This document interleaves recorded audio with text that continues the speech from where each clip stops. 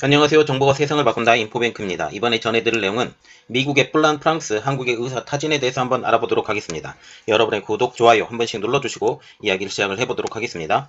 또 오커스에 대한 이야기입니다. 지금 미국, 영국, 호주의 군사동맹인 오커스가 출범을 했죠. 15일날. 이 군사동맹의 출범의 첫 사업으로 호주는 향후 18개월간 미국의 핵잠수함 기술을 이전받고 8척을 건조하기로 결정을 했죠. 이에 따라서 호주 정부는 2016년 프랑스 나발그룹과 체결한 바라쿠다급 디젤 전기 잠수함을 건조하는 560억 유로, 한국 돈으로 약 78억 원 상당의 수주 계약을 파기를 한 것입니다. 원래 이것과 같은 경우는 핵잠수함을 건조하기로 결정을 했었고 이후에 디젤 전기 잠수함으로 바뀌었어요. 당시 해당 거래의 계기로 두 나라의 전략적 제휴 협정을 체결하고 양국의 관계를 결정적 동반자 관계로 격상하는 작업도 진행 중이었으나 향후 악영향 역시 불가피해졌습니다. 자, 왜 이렇게 질질 끌렸냐? 제가 보기에는 프랑스가 중국의 눈치를 좀 본 것 같아요. 물론 원래 이 계약 자체가 핵잠수함을 만들기로 했고 핵잠수함을 만들기로 했기 때문에 이것을 계속 유지를 하려고 했었지만 중국의 그 방해 때문에 프랑스가 이것을 핵잠수함에서 디젤 전기 잠수함으로 바꿔버릴 것 같아요. 그리고 특별히 지금 호주가 잠수함 기술을 가지고 싶어하는 이러한 상황에서 지금 프랑스도 눈치를 보고 호주가 잠수함 기술을 가지는 것을 거부를 한 것 같습니다. 어쨌든 이런 현상이에요. 이러한 상황에서 프랑스가 한국의 핵잠수함과 항공모함에 대해서 국방협력 의향을 시사한 것이죠. 그래서 이렇게 말이 나오고 있어요. 미국의 뿔난 프랑스, 한국의 의사타진입니다. 지금 눈앞에서 큰 대열을 놓쳤죠. 이러한 프랑스가 거센 반발을 하고 있습니다. 호주와 잠수함 개발을 추진해왔던 프랑스는 눈앞의 대열을 놓치고 화풀이를 하고 있는 것이죠. 지금 이 상황에서 지금 호주와 미국도 2+2 국방장관을 포함한 지금 장관급 협의도 끝났고 이러한 상황을 보면 이것은 되돌이킬 수 없는 상황까지 오게 된 것이죠. 지금 미국 입장에서도 인도양과 태평양을 공동으로 방어할 수 있는 호주를 자기의 중심축으로 놓는 것을 되게 중요시 생각하는 입장이기 때문에 호주는 절대 놓치지 않을 겁니다. 이러한 가운데 프랑스 측이 우리나라와 핵 폐기물 재처리 기술을 비롯한 국방기술 협력의 의사가 있음을 시사를 하고 있는 것이죠. 그런데 이것은 말뿐이잖아요. 말뿐인데 실질적으로 이렇게 될 것이냐? 라는 측면까지 우리가 고려를 해봐야 된다는 거죠. 지난 17일 필립 루포르 한국 주재 프랑스 대사는 서울 서대문구 주한 프랑스 대사관에서 약 1시간가량 기자 간담회를 열고 호주의 핵잠수함 수주 계약 폐기 문제와 관련한 프랑스 정부의 입장을 표명했습니다. 왜 프랑스에서 직접 이야기를 할 수 있었는데 한국에서 했냐라는 것이죠. 해당 간담회에는 슈를 두퐁 프랑스 대사관 국방무관도 동석을 했습니다. 특히 루포르 대사는 이번 사태에 향후 한국과 프랑스 양국의 협력에 어떤 영향을 미칠지에 묻는 말에 신중하게 대응하면서도 여러 측면을 시사하는 인상 깊은 답변을 남겼죠. 르포르 대사는 프랑스는 당연히 한국의 핵 폐기물 재처리 시설 등의 거래, 협력을 진정으로 원하고 있다고 하면서 프랑스는 군사기술에서도 핵 잠수함과 항공모함 건조까지 모든 기술을 모두 가지고 있는 나라라고 지금 강조를 하고 있습니다. 자, 지금 보시면 세계 핵잠수함 보유 국가 그리고 항공모함 보유 국가 현황 및 전망치라는 것이 지금 중요하게 되는 건데 지금 핵잠수함 보유 국가는 지금 보시면 미국, 프랑스, 영국, 러시아, 인도, 중국입니다. 자, 지금 보는데 미국과 같은 경우는 72대, 프랑스 8대, 영국 11대, 러시아가 32대고요. 인도 2대, 중국 12대죠. 자, 이번에 호주가 몇 대를 만든다고 했죠? 8대를 만든다고 그랬죠. 지금 8대를 만들게 되면 프랑스의 8대에 지금 동등한 입장이 되는 거죠. 그리고 더 좋은 기술을 가지고 있는 미국으로부터 직접 받을 수 있기 때문에 더 좋은 핵잠수함을 만들 수 있는 이러한 입장이 되는 거죠. 그리고 항공모함입니다. 항공모함의 보유국가 현황 및 전망치라는 것인데요. 지금 2021년 기준으로 보면 미국은 21척, 그래서 21척 플러스 알파. 중국과 같은 경우는 지금 2척인데 4척까지 지금 거의 늘어난 상황이에요. 그래서 4 플러스 알파 지금 내년이나 내후년 정도 되면 내척으로 늘어날 것이고 이 알파로 늘어나게 되는 거죠. 영국은 늘어날 계획이 없고 러시아가 지금 항공모함이 한 대가 있는데 두 대, 프랑스는 여전히 한 대, 인도도 한 대가 있는데 세 대로 늘어나요. 그래서 지금 쿼드의 나라, 말하자면 미국, 일본, 인도, 호주 이 라인을 보면 지금 항공모함 숫자가 가면 갈수록 늘어나고 있는 데가 여기가 있다라는 거죠. 자, 보시면 미국 늘어날 것이고요. 반드시. 그리고 인도가 한 대에서 세 대로 늘어나게 될 것이고 일본과 같은 경우도 지금 강습함을 지금 항공모함으로 개조를 하겠다라고 말이 나오고 있고 한국과 같은 경우는 지금 경항공모함을 지금 만들고 있는데 이 경항공모함을 영국과 한꺼번에 합작해서 만들겠다. 영국의 기술로 만들겠다라는 지금 이야기가 나오고 있는 현 상황입니다. 자, 그래서 이 말은 계속 들어가야 되죠. 지금 프랑스에서 지금 이렇게 말하고 있어요. 핵 폐기물 재해 기술의 대처리 기술은 민수용이기 때문에 범위가 다르긴 하다라고 하면서 프랑스는 관련 기술 분야의 유일무이한 국가라고 재차 피력을 했는데 지금 이것은 한국은 당연히 미국의 눈치를 봐야 되기 때문에 결국은 될 것이냐라는 의미가 또 하나 걸려 있다라는 거죠. 르포르 대사는 이어서 핵잠수함과 관련한 모든 기술을 갖고 있는 나라는 프랑스와 미국뿐이라고 설명을 하면서 핵잠수함부터 항공모함까지 미국의 기술은 어느 것도 필요 없다라고 하면서 자국의 국방기술력에 대한 자부심을 갖고 있습니다. 특별히 핵잠수함과 같은 경우는 지금이라도 미국에서 허락만 한다면 우리나라는 이미 잠수함을 만들 수 있는 기술도 가지고 있고 또한 여기서 원자로 기술도 러시아에서 이미 도입한 상황이기 때문에 한국의 입장으로는 미국의 허락만 딱 떨어지면 돼요. 미국의 허락만 떨어지는데 만약 프랑스 기술을 가져와서 만든다 할지라도 지금 핵을 받아내야 된 이러한 입장에서 이러한 것들을 어떻게 할 것이냐 라는 측면을 우리가 봐야 된다는 사실입니다. 앞서 지난 6월달에 르포르 대사는 핵 폐기물 관리를 위한 프랑스식 해법을 설명하는 기자간담회를 통해서 한국은 한미 원자력 협정에 의해 플루토늄을 추출할 수 없기 때문에 핵 폐기물을 직접 재처리할 수는 없지만 협정에 지정한 대로 프랑스와 영국의 재처리를 위탁할 수 있다라고 하면서 우리나라의 핵 폐기물 처리 기술 관련 거래 의향을 타진하기도 했어요. 결국은 한국에서는 핵에 대한 재처리가 안 됩니다. 재처리가 안 되기 때문에 미국과의 협정 때문에 이것이 해결이 돼야 돼요. 그러면 지금 호주가 지금 선택이 되었죠.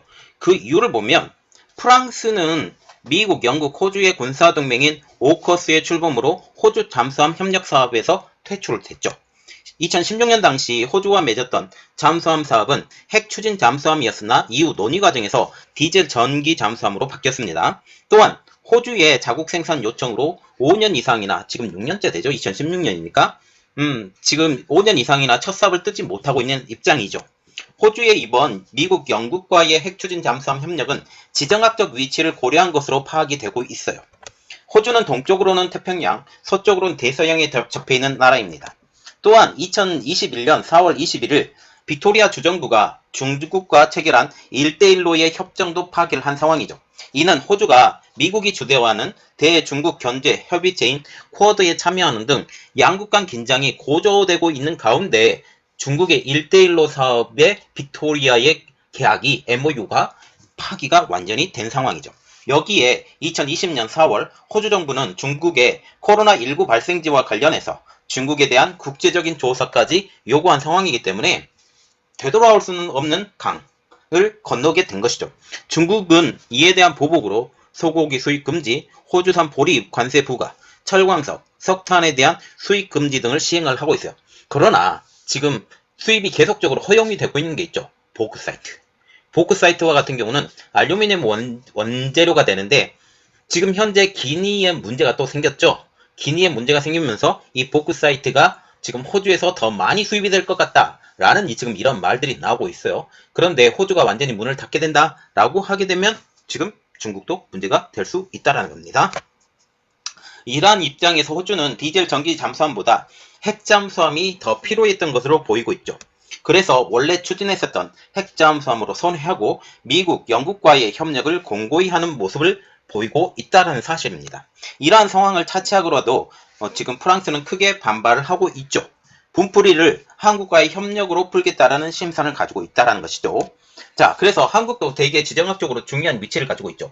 미국에서 그 중국을 견제하는 입술 역할을 하고 있는 것이 지금 한국이에요. 한국 같은 경우는 북쪽으로는 북한, 더 넓은 것으로 보면 러시아의 남하를 막아낼 수 있고, 서쪽으로는 중국에 바로 맞닿아 있기 때문에 서해를 두고 지금 한국을 더욱더 키울 수밖에 없는 입장이죠. 그래서 한국도 지금 열심히 노력하고 있는데, 경항공모함 추진, 그리고 핵잠수함 추진, 그리고 여러 가지 미사일, 특히 미사일과 같은 경우는 해제를 지금 해놓은 상황이기 때문에 한국이 미국을 대신해서 아주 큰 일들을 해가고 있는 상황입니다.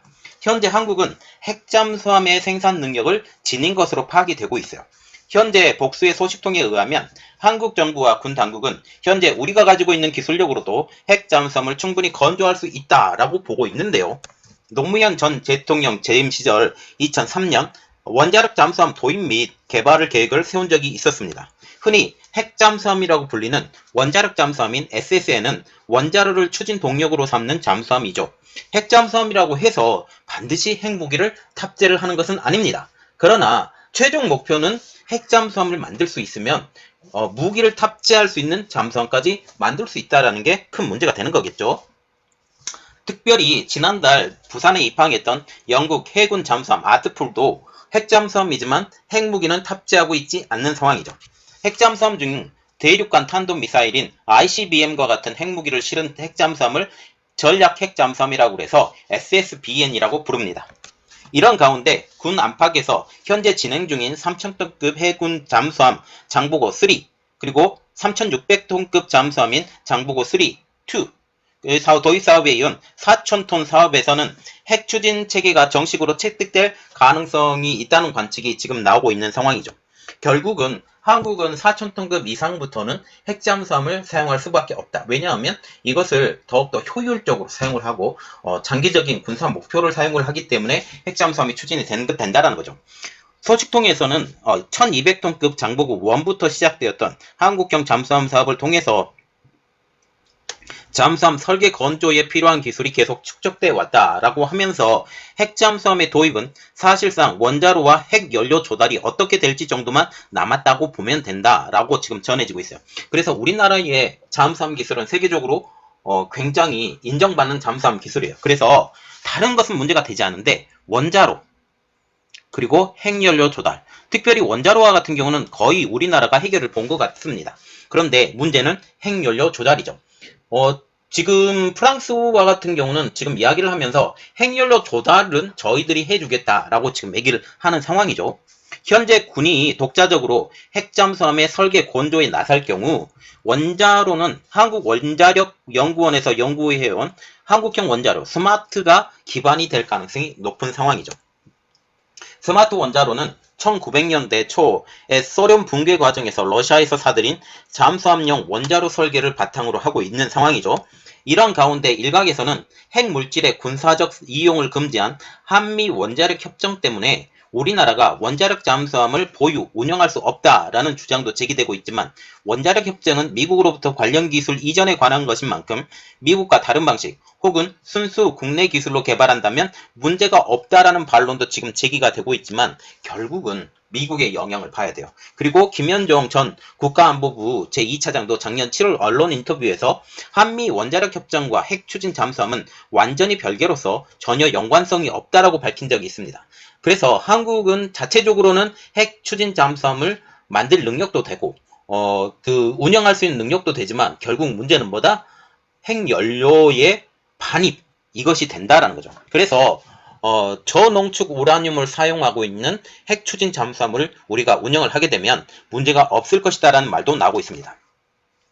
현재 우리나라는 한미 원자력 협정에 따라서 미국산 우라늄을 20%까지만 농축해서 사용할 수 있고 이러한 농축한 미국산 우라늄은 무기로 사용할 수 없다라는 게 지금 기본 골자이죠. 현재 미국산 핵잠수함은 90% 이상 고농축 우라늄을 사용합니다. 특별히 고농축 우라늄을 사용할 수 있으면 더 많은 시간을 바다에서 머물 수가 있어요. 그런데 저농축 우라늄을 사용을 하면 적은 시간을 바다에서 사용할 수밖에 없는 입장이지만 그래도 이 자체가 우라늄을 사용을 하기 때문에 지금 디젤 전기 잠수함과는 또 다른 차원이죠. 이러한 입장에서 한국이 미국형 핵잠수함을 사용을 하려면 한미 원자력 협정이 지금 발목을 잡고 있어요.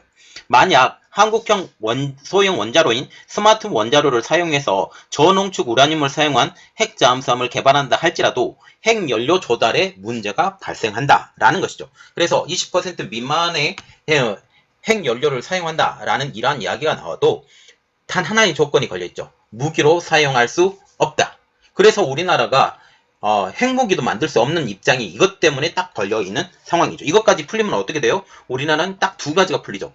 핵무기도 풀리고 핵잠수함을 만들 수 있는 여력도 풀립니다.